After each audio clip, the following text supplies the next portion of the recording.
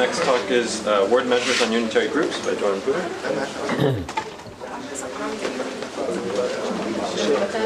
Okay. Thank you for the invitation and the opportunity to speak here. So this is a joint work with Michael McGee. He's currently a postdoc in Yale. And the outline is, so I'm going to start by motivation, because this is a conference about expanders. I wanted to, so this work, actually this started from questions about expansion. Now when I will discuss the results, you'll see that I don't say anything about expansion because we don't have anything, still, this motivation still remains unsolved, but the results are still very interesting. And so I'll start with the motivation, then I'll state the results, and probably I won't have any time for a proof, for an idea from the proof, but if we have luck, then perhaps I will. Okay, so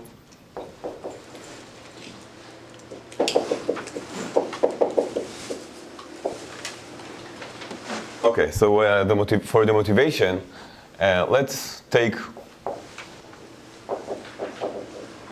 our elements, or you can think of them as matrices, inside G. Now G, you should think of it as UN. What is UN? UN is so it was mentioned several times this week, but let me define it. These are all the matrices, the n by n matrices over the complex field, such that A star A is the identity, which means that, in other words, that the rows of A are an orthonormal basis. And and in general, you can think of G as, so just in the first few minutes, you can think of G as a more general compact group. And now we can define the random walk operator from these R matrices. So T, AR, A1, up to AR, this is an operator on the set, on the functions in L2 of the group. And this is simply, so if it takes to evaluate it, what it does on the function f, to evaluate the function, to evaluate it on x, you take the random, or the sum of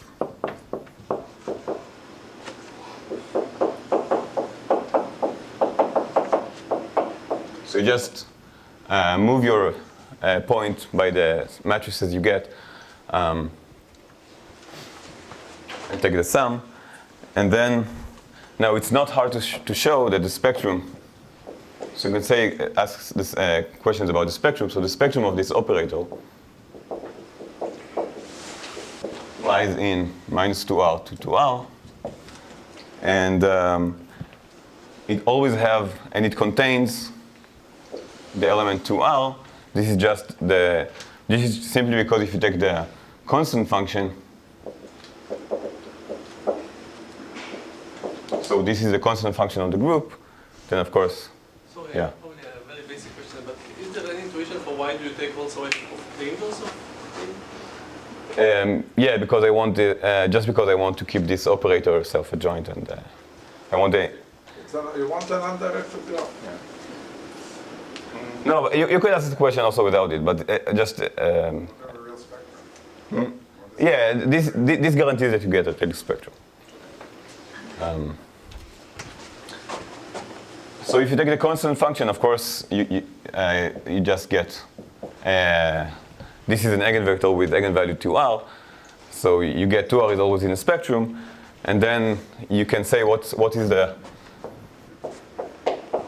so say that T, this operator, has spectral gap,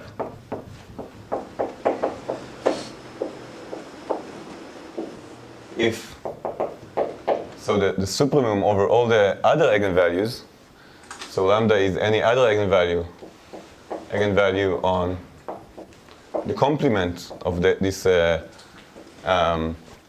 constant function is less. Oh, let's take even. Okay, you can take it with absolute value, but so the supremum of all the eigenvalues is less than 2R, and now. So,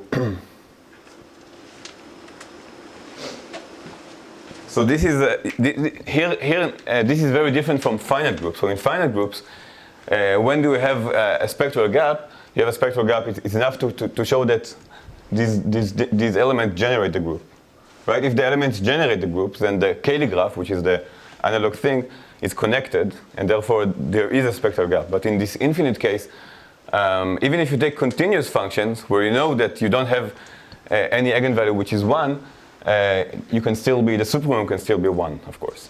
So you should think of a spectral gap is like the analog of an epsilon expander with some universal. This is like harder than in the finite case. Okay, and now I want to, so what do we know about when do we have a spectral gap? So I want to mention 2 results here. So the first one is by Bourgain and Gambourg. So this is from 08 and from 12. So they show that if G is SU, and so these are the unitary matrices with determinant 1, then and A1 up to AR are algebraic, which means that all their entries are algebraic numbers, and they generate a dense subgroup inside SUN, then there is a spectral gap.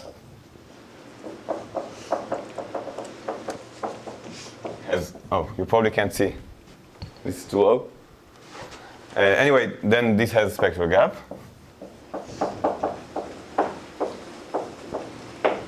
And this result, so this is, and this result was recently, this was generalized by Yves Benoit and Nicolas Desax, I think.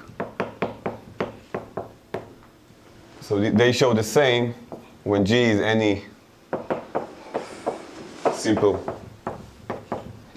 compact Lie group.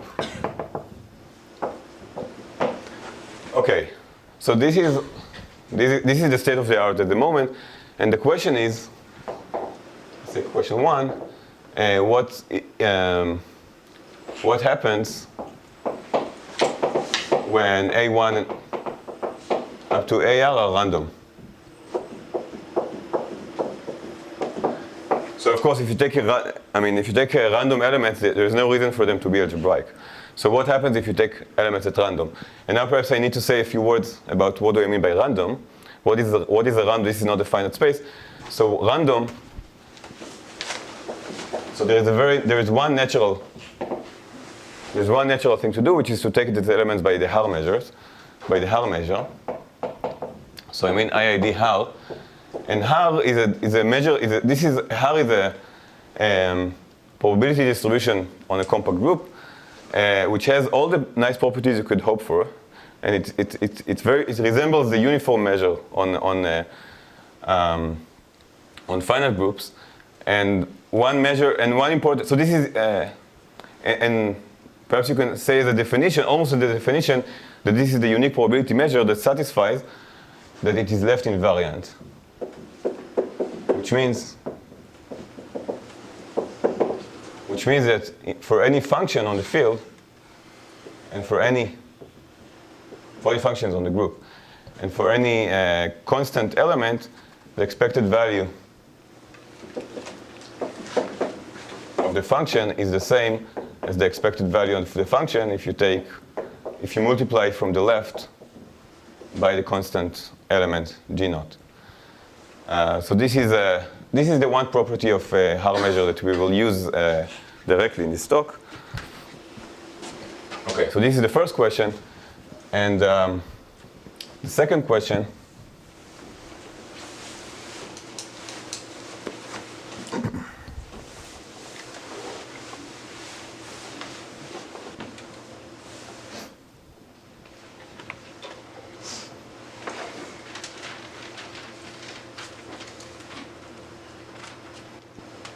So second question comes from, there is a result by a different Benoit Collins and Camille Mal,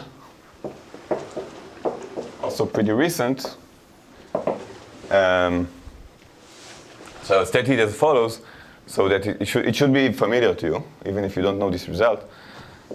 So for every epsilon bigger than 0, if A1 up to AR are they belong to UN, the unitary matrices, and they are IID R, then if you take so if you take the sum of these matrices and their inverses,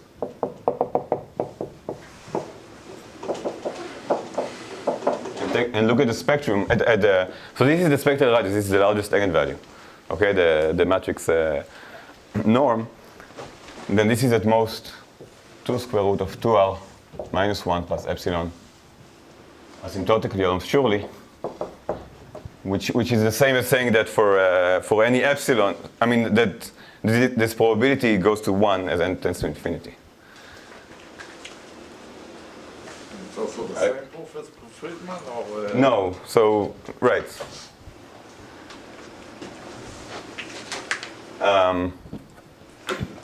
Okay, so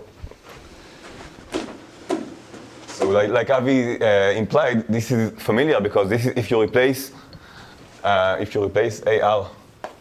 you replace UN by SN by the symmetric group, this is precisely Friedman's theorem. Right, so if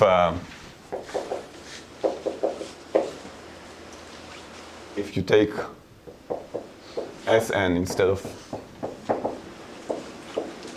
UN, this is Friedman's theorem, which is the proof of Alon's conjecture.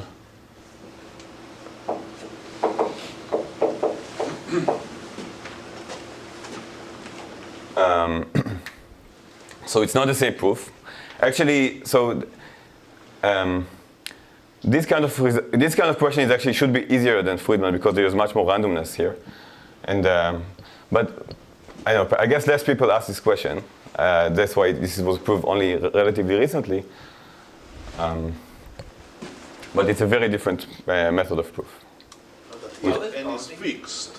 Sorry? Here n is fixed. No. I mean asymptotically almost surely. I mean that the probability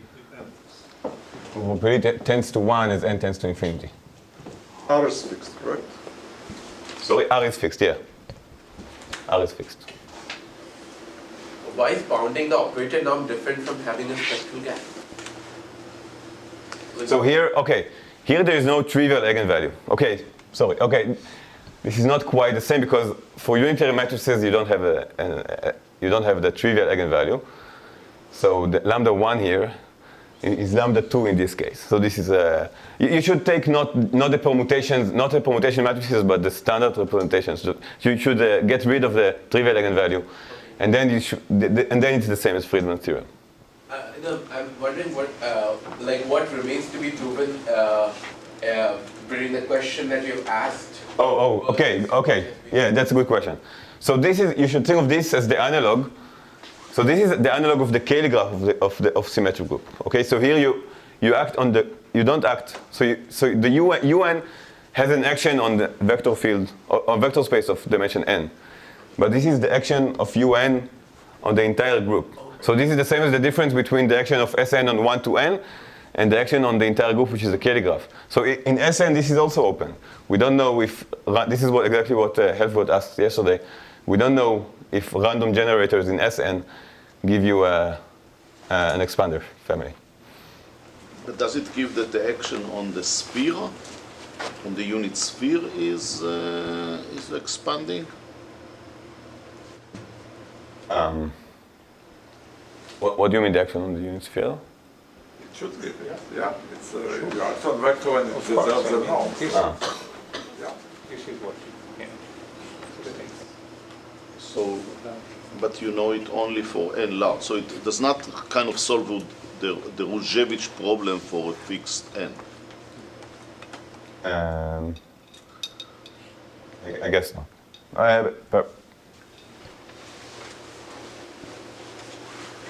Yeah, I think especially. No, this is an asymptotic flow. It's not for fixed. The Zurich problem is for fixed. You cannot say For anything. fixed n. This is. Okay. So perhaps there is more motivation to give a new proof, which is. But should it be true that even if n is fixed, for small The probability. I mean, the probability shouldn't be 1, I guess. Depends on n. Simply that epsilon depends on n. Maybe it's. And the probability also. And the probability also. course. Yeah. But also, Yeah. maybe for n equals 7 epsilon is, Yeah. Maybe you could say, if you just want to show a spectral gap instead of this good gap, for given n. What? For given n, if you choose A and B at random, it's easy to show that there is some gap. Yeah. It is? Some gap on and this It's like, is I think, not the action, I see. So the question is to get the optimal. No, there are two. Yeah, it's a question whether you act on L2 of the group or on just L2 of the sphere.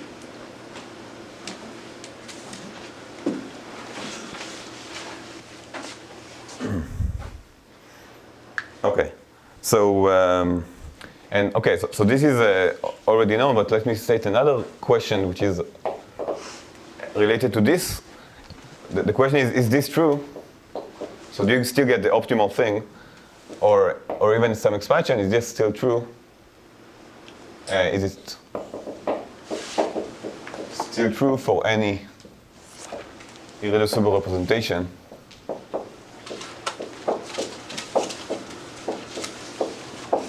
UN, so I mean that you can take instead. This is the standard representation of UN. You just take it as the matrices themselves. So if you take any row in the irreducible representations of UN, and you put here not the matrices but the matrices after you go through row, is this still true? And now, of course, I mean, I should explain what I mean by row should be a family of representations, not just one representation, because n tends to infinity, but there is a natural way to say that. And again, the analog result for Sn is partially known. So for Sn, so for any, this is true, not with this tight result, but you get some expansion. You get expansion or expanders for any kind of natural family of representation, and this is a result by Friedman, Zhu, Roichman, Stern, and Tillich from '98.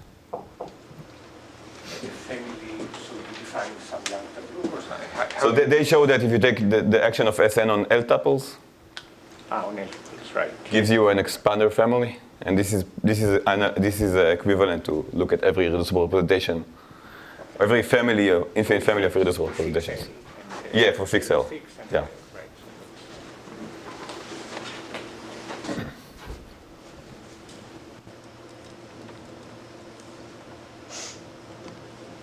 Okay, so this was the motivation, and now I want to explain so there is a natural connection to word measures and to words in general, and this is that. So we study a spectrum or spectral gap on groups.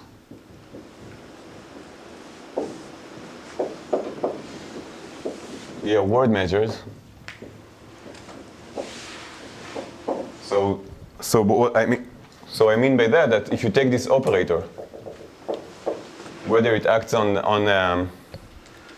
L2 space or on the entire L2 or just on some finite vector space, finite dimensional vector space, if you take any power of it, then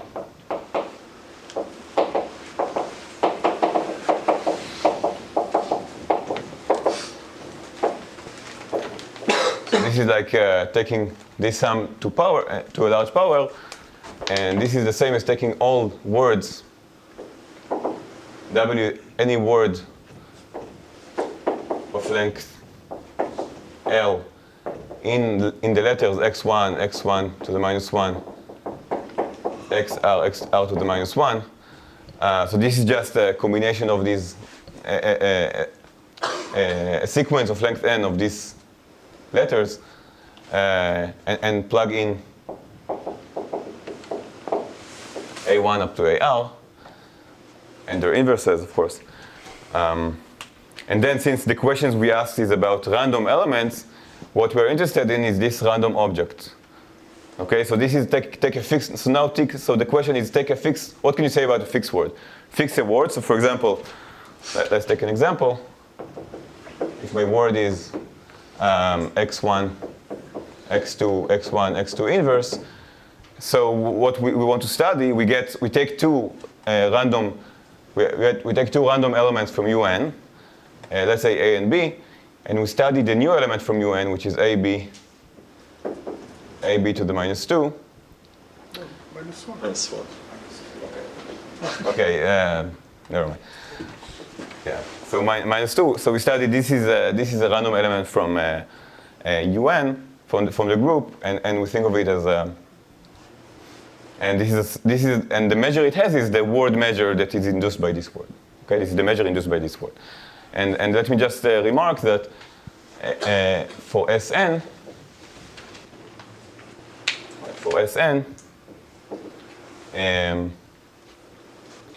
we studied with Ori Pozanchevsky.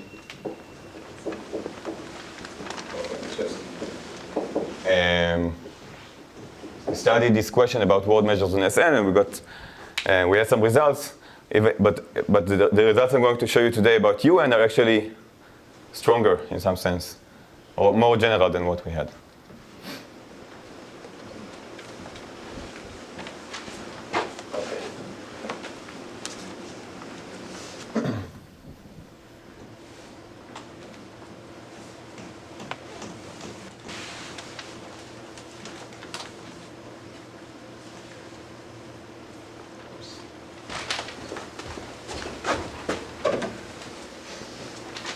Okay, so now we want to study, so this is now the second part of the talk, which is, so this is the word measures on UN. And perhaps I'll just say that we have more hope. We still don't have anything new to say on question 1 or question 2, but we have more hope to say new stuff about question 2, as you will see. Okay, so we want to study word measures on UN, and how do we study a measure? So the natural thing to do is to study Fourier coefficients of this measure, and so we study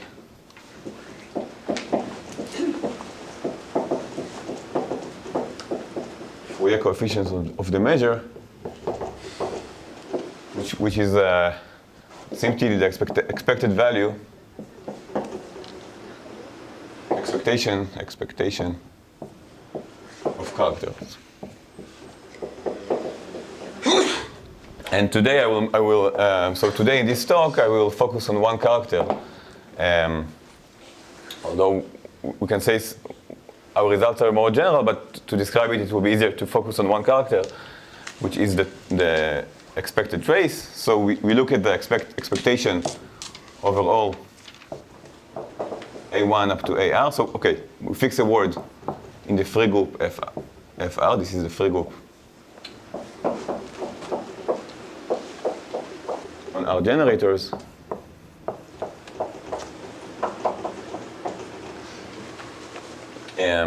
So we fix a word, and we look at the expected value of the trace of the resulting matrix, and let's denote it by trace W of n. Okay, so this is what we're going to focus on. And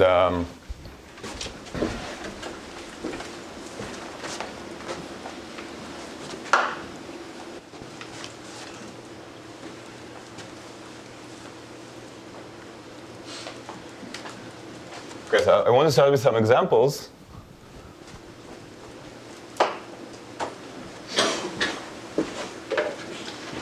So some examples for what is this expected trace.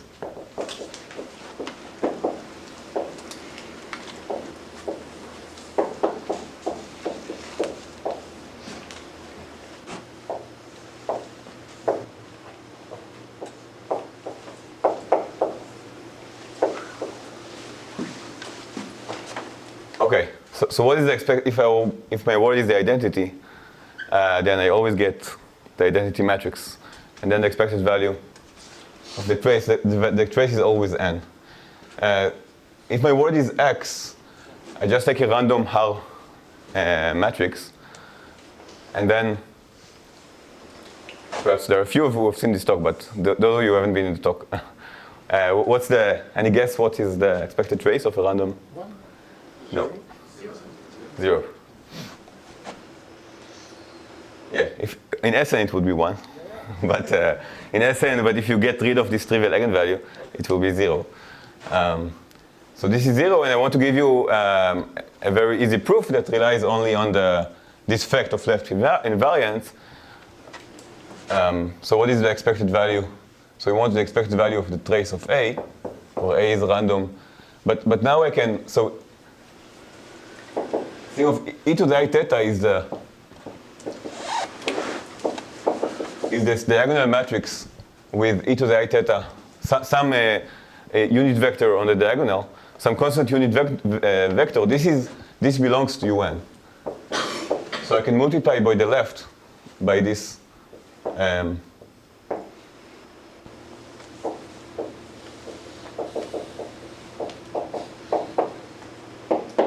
by this matrix, and now what I did is just to multiply the trace by the same number.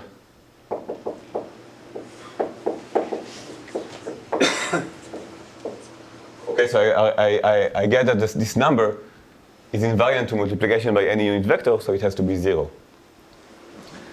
Okay, what about this word? X, y to the minus 2. Okay, so so this is also 0 by the same proof. So what I will do here, so this is the expected trace of AB to the minus 2. Again, I can take my A multiplied from the left by e to the I theta. The expected value of trace of e to the I theta A, B, e to the I theta A, b to the minus 2. I can take this out because this is a diagonal. So this is e to the 2I theta.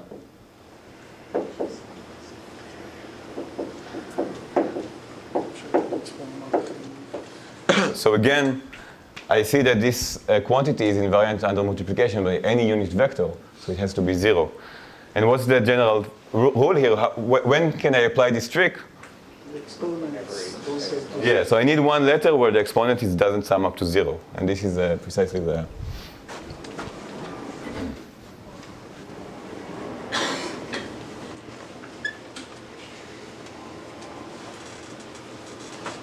Orthogonal matrices, it's a bit different, because there you could have multiplied by -1.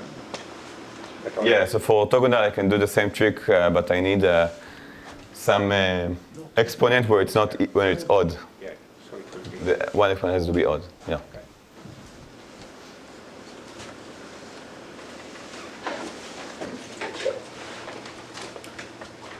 Okay, and then, okay, so the corollary from this, so if some letter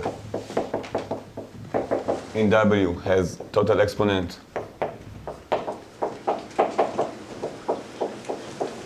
which is not 0, let's call this star, then the expected trace is 0. Now, and what is, so this star has an algebraic version, has an algebraic meaning. Expectation of the trace. No, this is, I denote, this is the, with big T, this is just notation for the expected trace. Okay, so this has an algebraic interpretation, and let me give it to you. So here is a definition. The commutator subgroup.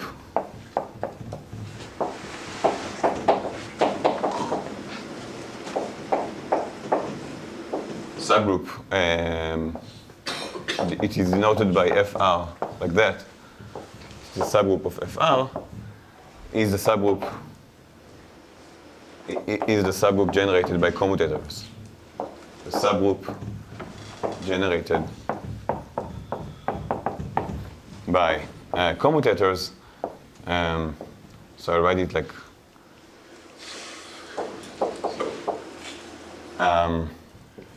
so I take all pairs of elements in the free group, all pairs of words, and I take the commutator. This is just U, V, U inverse, V inverse.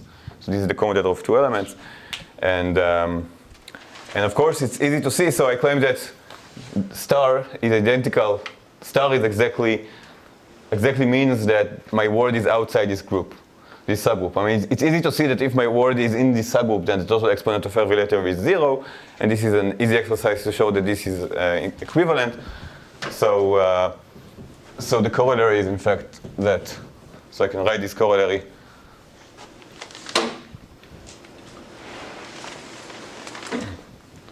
In a more elegant way. So the corollary is if W is not in the commutator subgroup, then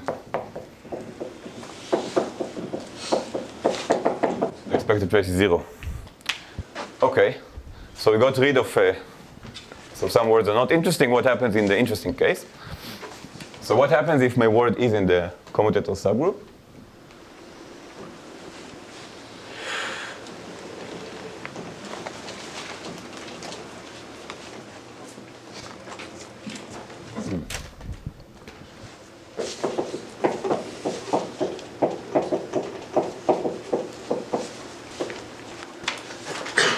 Okay, so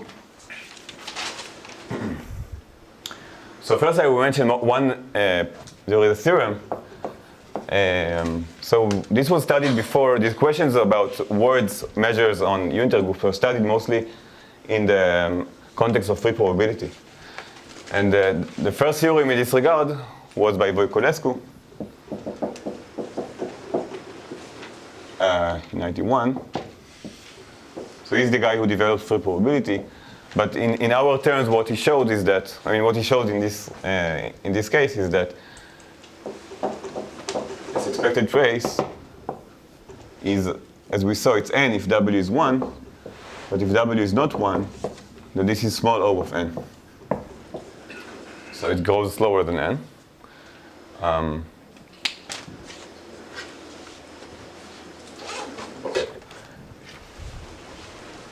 you mean when it's not in the commutator?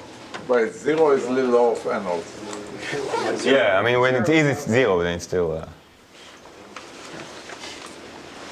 I mean, when W is not in the...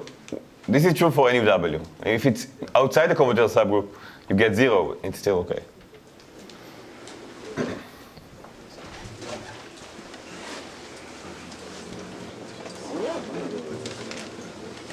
Okay, so finally I can state a result.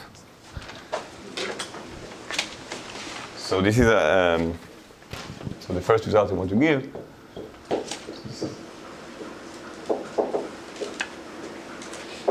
And this result builds on a paper of Xu from 97 and of Benoit Collins, the same one we mentioned before, and Piotr Szniady from 04. I think they're also kind of free probability people. And they were interested in doing integrals on unitary groups. But what we show is that TRWN is in general a rational expression. Is a rational expression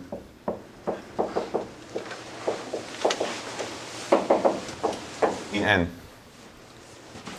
And so I'll give you some examples, but I will say that what comes into this proof. So first of all, they rely on the Schur-Weyl duality.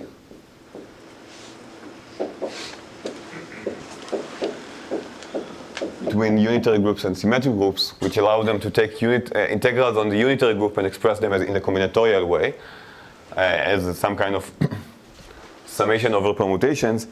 And there is a Weingarten calculus.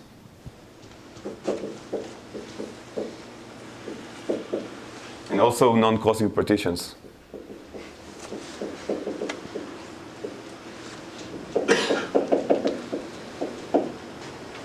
So this comes into the proof of mostly their result, but also of our corollary from the result. And so I'll give some examples now.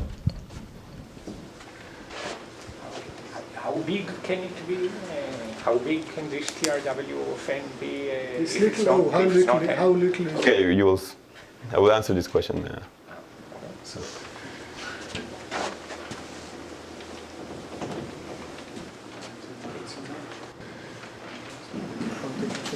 Okay, so here are some examples again.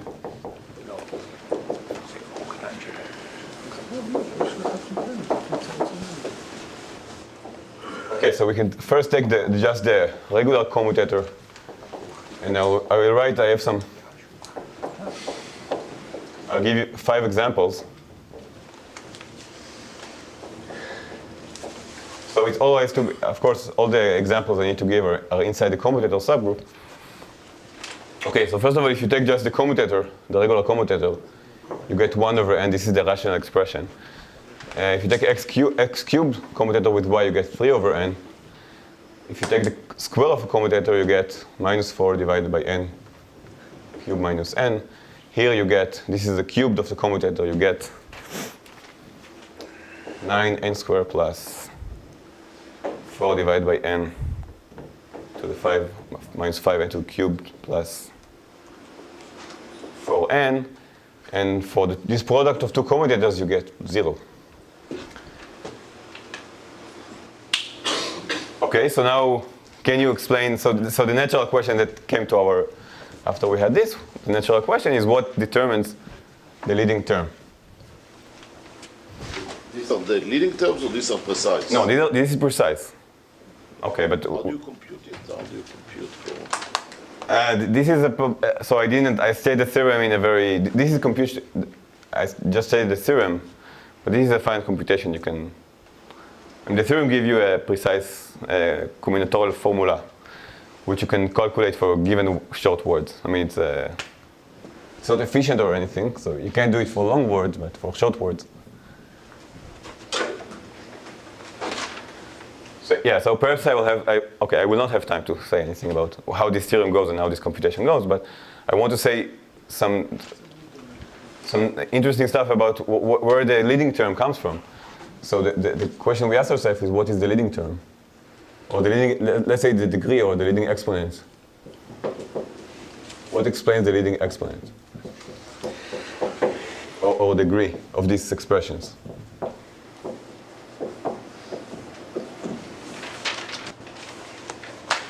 Okay, so let me just write here the degree here it's minus 1. Here it's still minus 1. This is minus 3.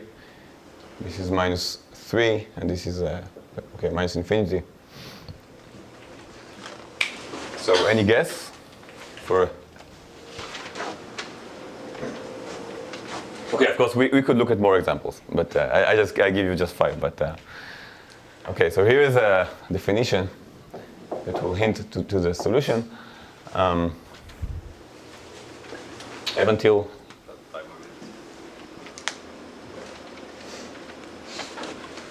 so the definition is that the commutator length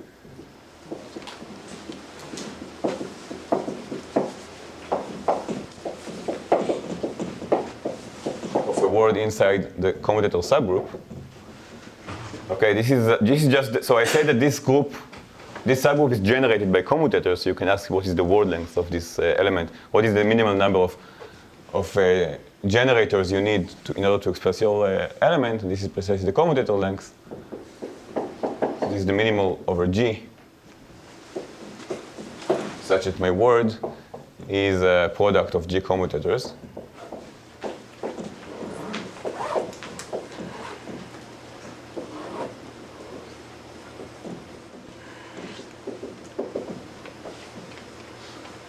And as you can perhaps now expect, the second theorem is that this expected value is bounded by the commutator length, in terms of the commutator length. So when where G is the commutator length of W. It's only bounded. It's not theta, right? It's not theta, yeah. So X square and cube. okay, so here, okay. First of all, it does work. So this gives a precise answer here. The commutator length here is 1, of course, and we get what the theorem says. And also here, and here, the commutator length is 2, so this is fine. And here, it turns out that, okay, perhaps we should have expected to have here -5, and indeed this example was kind of slowed us down for 2 weeks because we thought this was like a counter example. The length is 2. Yeah, until we rediscovered an old example of Keller that showed that this has length 2. So I just perhaps say that, perhaps I'll write it here. So this is xy. So this is, when I write capital, I mean inverse.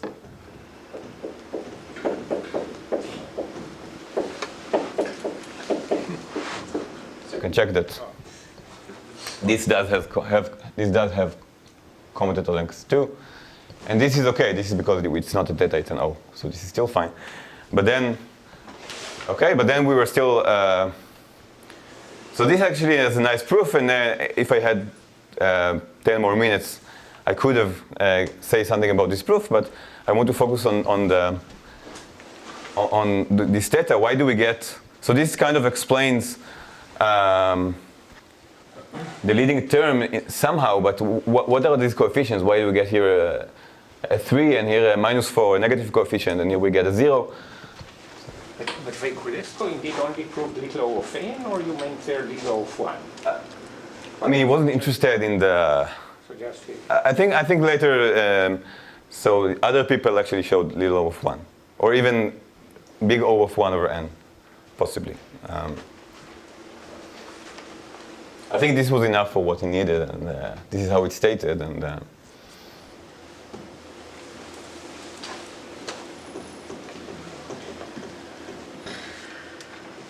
okay, so the final question that I want to refer to is what is what's behind the leading coefficient.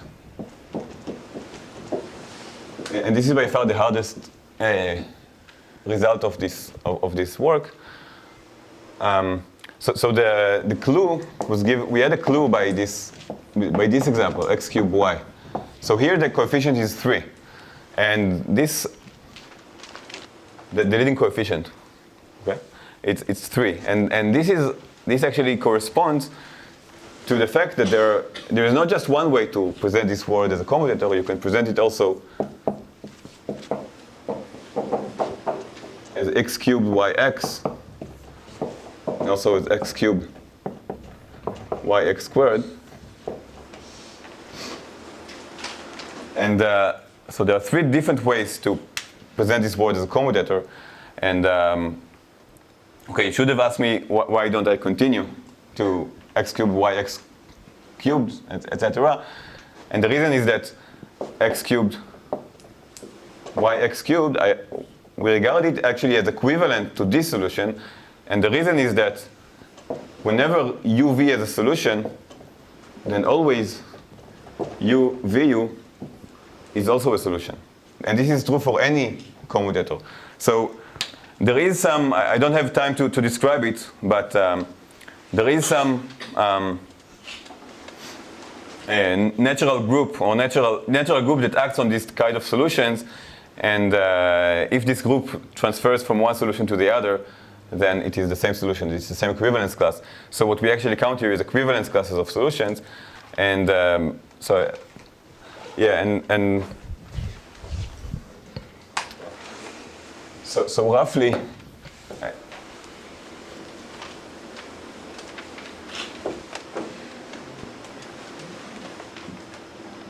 okay, so roughly the leading coefficient is the number of solutions up to this equivalence, and yeah, I guess I'm out of time.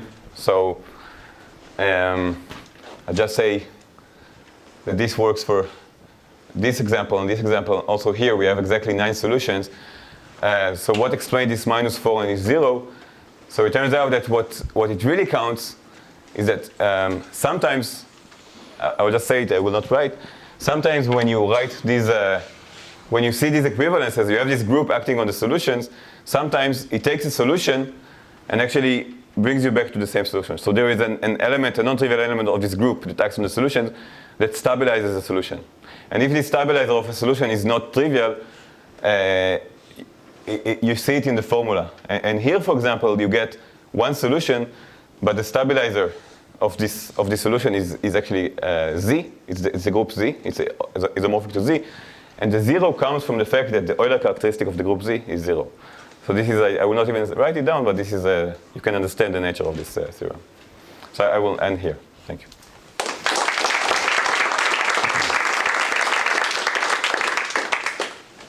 Questions? Is there a chance to a relative theory in the following sense, like taking a word map with a board, you can think of it that you took a representation of the free group and you evaluate the representation on the element W of the free group. But now you can take another group, let's say a surface group, and then you take an element in the surface group and you evaluate it. Yeah. And then you can take other groups, and then is there a chance to the theory which will evaluate this type of that on the sub-variety of the representation? Yeah, we thought about it for I mean, okay, we don't have anything, we don't know anything about this, and also it's not even clear what the distribution is on, what is the measure on this variety. I mean, sometimes perhaps you can, what is the equivalent of the Haar measure on this variety? It's not as clear as in this case. And anyway, we don't, even if it was clear, we don't know. You just erase theorem A. The trace of the word is a polynomial in the matrix entries of all the AIs. Now, if you take any polynomial in these matrix entries, Yeah. is there a chance that it's still true? Still a rational function of n? So if you define, okay, well, then it's less clear what happens when n grows. You need to You take a fixed monomial. just say the A11 and I mean yeah, I think it also follows from, so the hard work here, the hard work is by Collins and Shniadi, who showed that you can express exactly these monomials by, you can find a formula, and this should probably, it should be also a rational function in n. So for example, if you take a trace of your word to the power n, or to the power p. Oh yeah, that's, okay, so this is actually, so all these results actually, we also, in this case, we also have the same, the analog results. So for traces and multiple of, and for traces of powers or product of traces, we have the same kind of results. Okay, we're over, so let's thank the speaker again.